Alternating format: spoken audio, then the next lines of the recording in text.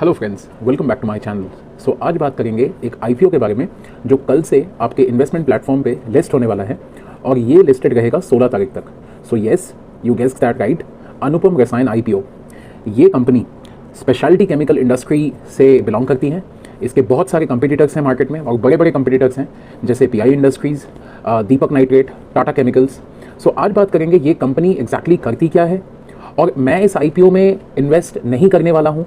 सो ये भी बताऊंगा कि मैं इस आईपीओ में क्यों बिडिंग नहीं करूंगा और मुझे इसके फाइनेंशियल्स पढ़ के जो मुझे रिस्की पॉइंट्स लग रहे हैं सो वो आज आपसे मैं शेयर करने वाला हूं।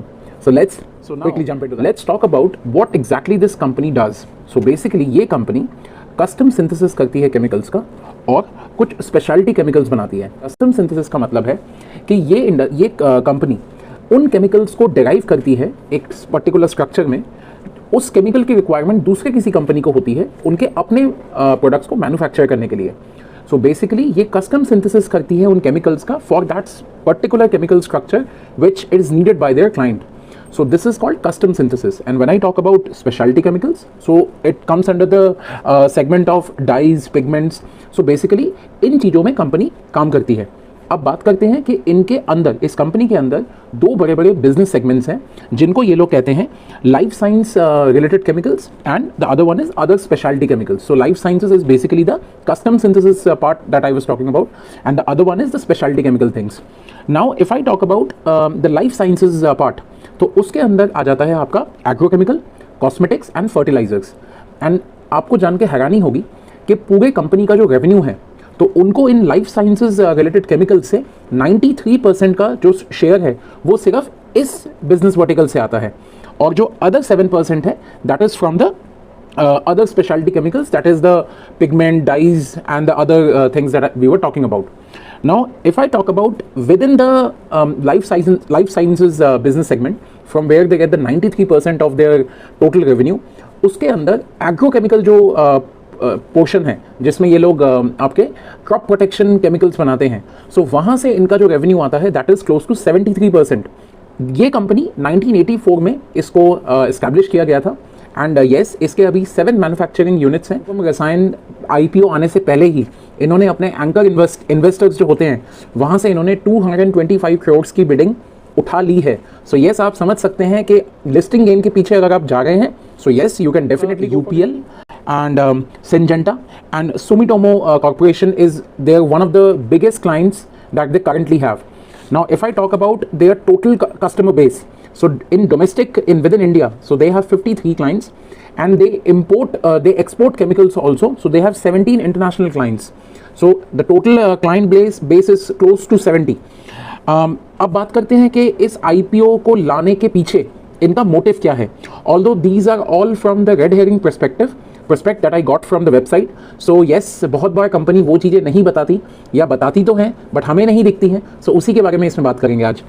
सो अब बात करते हैं कि इसके ये आईपीओ लाना क्यों चाहती है। सो बेसिकली कंपनी जिन दो सेगमेंट्स में काम करती है जो कि हमने बात करी लाइफ साइंसेज केमिकल्स में, तो ये उसको एक्सपैंड करना चाहती है। कस्टम सिंथेसिस के जो इनके प्रोसेस हैं उसको और डाइवर्सिफाई करना चाहती है ताकि ये अपने जो क्लाइंट्स हैं जिनको ये कस्टम केमिकल्स एक्सपोर्ट करते हैं तो उनके लिए ज़्यादा बड़ा पोर्टफोलियो उनको ऑफर कर पाए।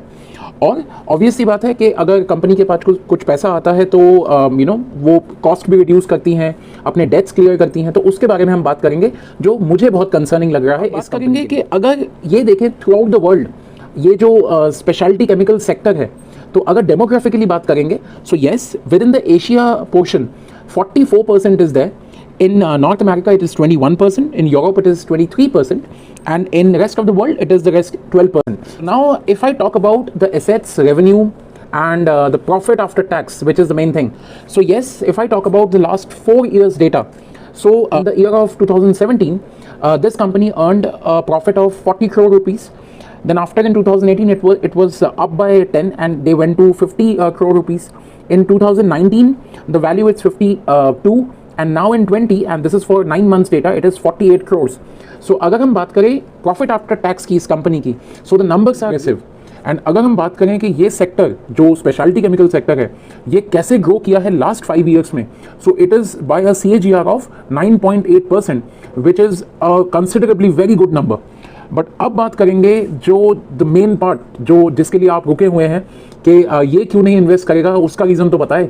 So yes, now I have a list of the competitors that this company do have and some other parameters which usually a wise investor would always check before putting a penny in a company.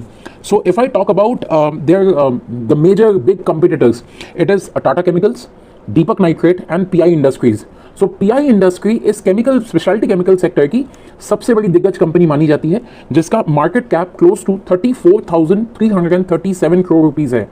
Now the points that I compared this company with the market leaders in this segment and why I would not invest in that.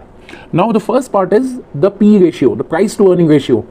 अगर हम बात करें इनके market leader की, तो market leader का जो PE ratio है that is 51.31, which is for the PI industry, which is the market leader in this segment, wherein the PE ratio which this company is getting listed in the exchange, it is 72.21. So yes, अगर हम बात करें कि क्या ये stock overvalued है, so yes certainly this stock is very overvalued.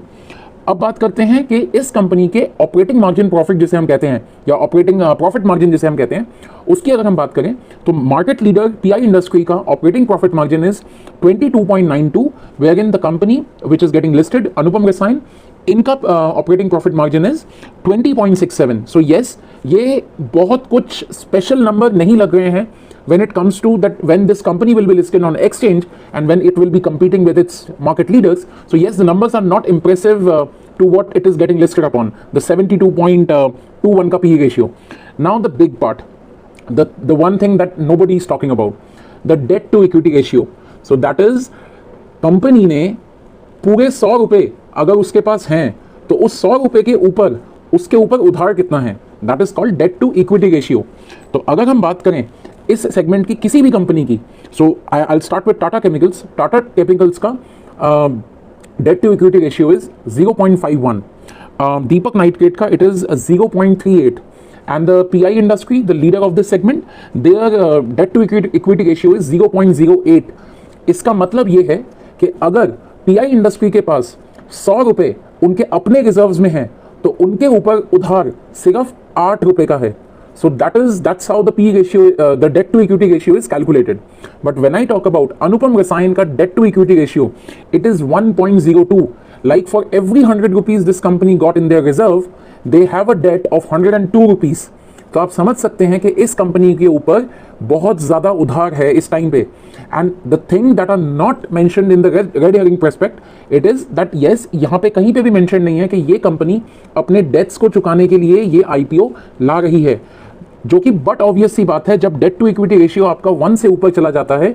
So yes, uncertain economies में ऐसी कंपनी सस्टेन नहीं कर पाती, बिकॉज आप कंपनी तो बंद कर सकते हैं पर येस, कंपनी के ऊपर उठाया गया उधार उसे नहीं रोका जा सकता. So this is one very concerning thing for which I will not be investing in Anupam Rasayan IPO, at least for now.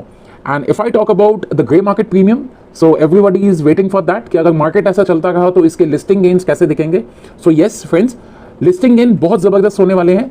The grey market premium is around 45% right now. So इसका जो इशू प्राइस है that is 553 to 555. You can multiply this number by 145%, that is close to 805. So अगर market conditions ऐसी रहीं तो yes, आपको इसमें listing gains जरूर मिल सकते हैं. पर yes, if markets are uncertain and things go wrong, then yes, your money can be stuck because the company's debt to equity ratio and the operating profit margin are not talking good as it seems. So अब बात कर लेते हैं कुछ basic information की कि IPO opening date will be 12th of March 2021. IPO closes at 16th of March 2021. The IPO issue price is 553 to 555, which is the cutoff price.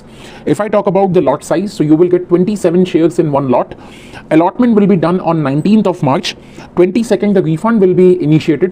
And yes, 24th, the IPO will be listed on the exchange. And before that day, 23rd, you will have your shares, if in case you are the lucky one, you will have your shares credited to your Demat account. सो आशा करता हूँ friends, ये सारी information आपको थोड़ा help करेंगी कि IPO, अनुपम Rasayan IPO में आपको इन्वेस्ट करना चाहिए कि नहीं. अगर आप मेरी सजेशन लेंगे, मैं किसी को रेकमेंड नहीं कर रहा हूँ, पर ये मेरी सजेशन मेरे लिए ही होगी कि अगर इन्वेस्टमेंट पर्सपेक्टिव से है, so yes, the numbers are not looking good, but yes, if you want to take risk on the current market condition and you want to gain some listing gains and earn money out of it, then yes, definitely this IPO is looking good, but not for करता हूँ friends, ये information आपको थोड़ा बहुत help करेंगी। And अगर ये content आपको अच्छा लगा हो तो इस वीडियो को जरूर लाइक करें, इस चैनल को जरूर सब्सक्राइब करें, and yes, as I always say, stay invested.